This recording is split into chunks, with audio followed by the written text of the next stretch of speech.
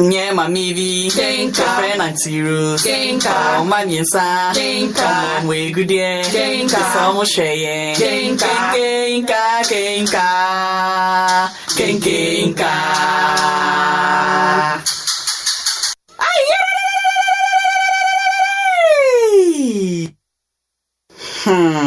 Story time with Nadakwa. A long time ago, there lived a woman called Rose. She had 3 children named Amma, Echa, and Kwesi. She had no husband because he was long dead, and his people threw her and the children out of the house and took over their properties. She moved into an uncompleted building with her kids. She passed through a lot with her children. She suffered and toiled with them to make ends meet. She had no one to help and support her. But with all this, she never gave up, but worked so hard to see them through school. After so many years of suffering, they grew up to become adults. One day, she called all 3 of them and said, "My children, I'm very glad to see you all grown up to beautiful girls and a handsome boy. You know I'm getting older by the day. So I called you all here to give you something I have kept for so many years, so you can make better life out of it." She brought out an old tired cloth and untied it. It was a pot full of gold, and said to them, "I guess you'll be wondering why I have such a thing in my possession." Yet we were still suffering. Then her first daughter, Amma, replied, "Yes, ma." Then she said, "I kept this for you, my children, so you can use it to better your life. I know I could have used it, but I felt one day you will make good use of it. But before I hand it over to you, I want you to promise me never to forget where you came from. And if anything goes on well with you, do not forget me." Then they all promised her, and she shared it amongst them equally. They were so excited and didn't know what to do next. The next day, they were set to leave to different destinations. But before they left, they all hugged their mother and cried. They promised her they will never forget her, because she has suffered for them a lot. While they were away, Rose prayed for the success of her children. 5 years later, Amma became very successfully rich with all the amenities in life. Because of her success, she was crowned the queen of the local market in her community. She got married and had 2 children of her own. Echa also toiled after their separation at a particular station 5 years back and also became successful. She was the founder of a very reputable school and other big companies. She was crowned as the president of her community. She also got married to a successful businessman with 4 kids. Kwesi also moved to another town. He worked hard and became very successful. He traveled around the world and always moved with a convoy and guards. He was the most talked about successful man in his town. He also got married to one pretty lady and had 1 male child.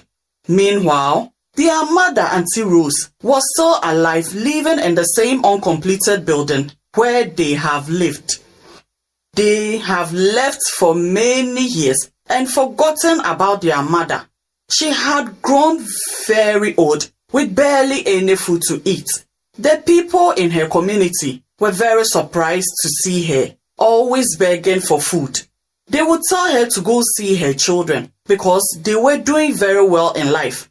After some months of suffering, and could feel her strength were failing her and could leave this world at any time, she decided to see her children to bless them.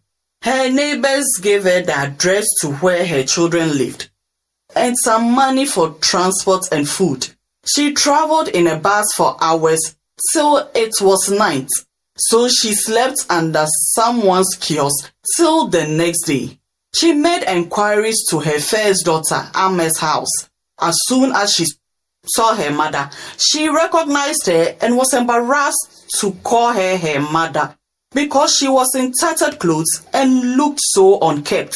Auntie Rose's face was beaming with smiles when she saw her daughter. So with joy, she walked up to hug her daughter. But Amma quickly ordered her gatesmen to throw her out of the house. Then she said, "Amma, it is me, your mother. Don't you recognize me?" She asked her daughter, but without sentiments and emotions, she went inside and locked her door. Auntie Rose was so sad and disappointed, so she journeyed again to see her second daughter, Echa. She got there the next day. Echa also rejected her upon seeing her looking tattered and frail stature. She threw her out of her house. Then she said, "Don't you recognize me, Echa? It's me, your mother.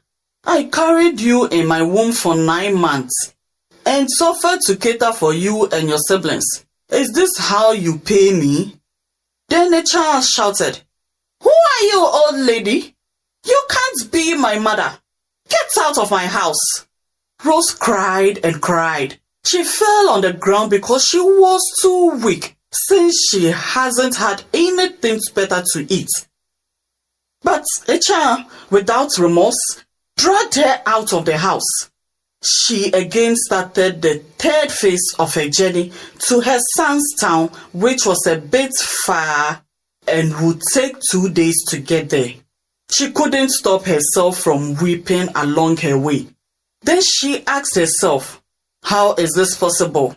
For 2 of my children I carried in my womb treat me this way.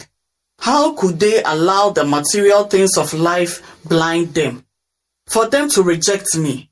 She kept on lamenting till she got her third son's town. Immediately she got to the entrance of her third son, Kwesi's house.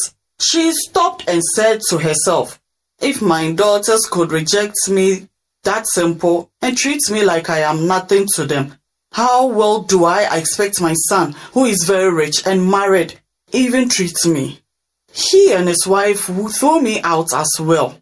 When he was little, he hardly stayed home or even cared about me, cause he was always busy with friends, reason why I gave him the smallest good.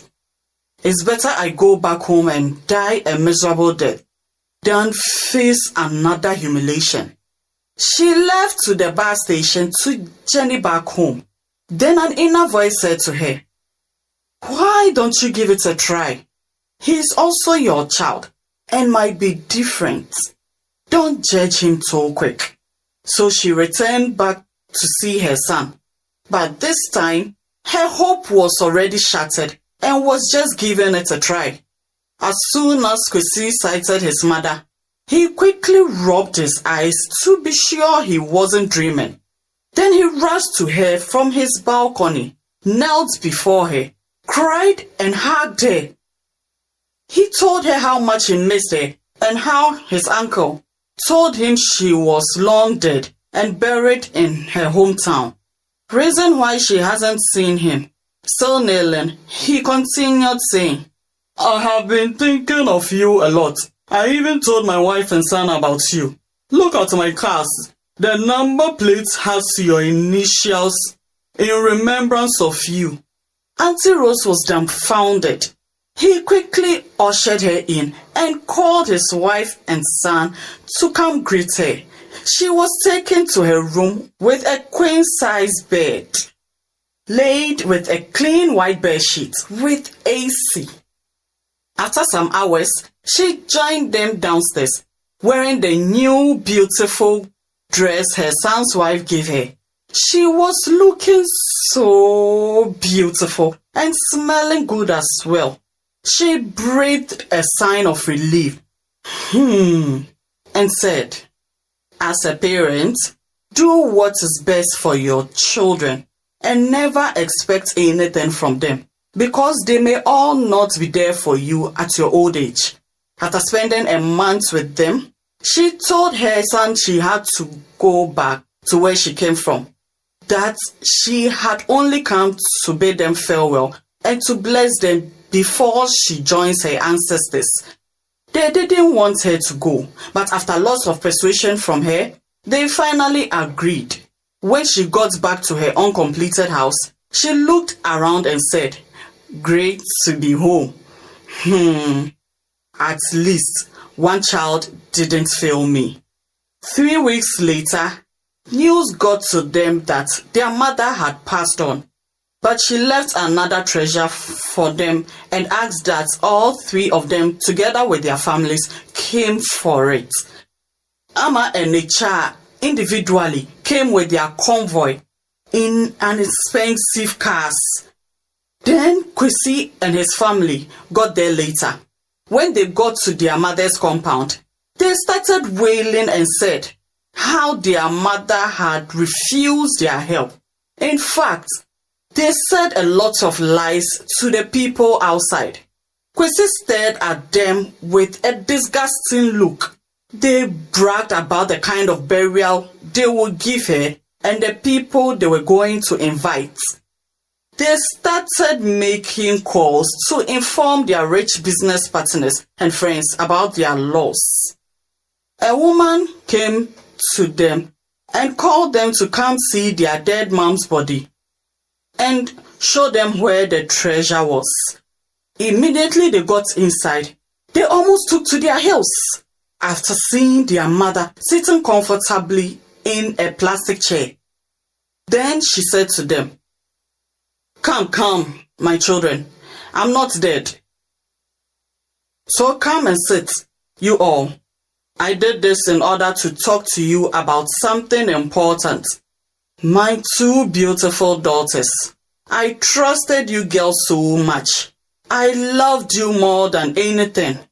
But because of wealth and power, you denied me and threw me out of your house. So this day, I curse you. You will struggle and hustle before you can make ends meet. They began to shake as her words descended on them, for they have never seen her talk like that. With a beaming smile underlining her face, she said to her son, Kwesi, my beloved son, you will never lack anything in this world. People from east, west, north and south will hail you. You will be like the big tree to people, for many of them will be under you together with their sisters. They will serve you before they eat. Peace and joy shall forever dwell in your home. Your generation will never know poverty and pain. But as for your sisters, they will forever serve you, and their generations will serve you and your generations before they eat. This is the end of my story, and I hope you learned something out of it. This is my advice to you. As a child, never be like Amma and Echa, but rather be like Kwesi. Thank you, and I love you all. Mwah.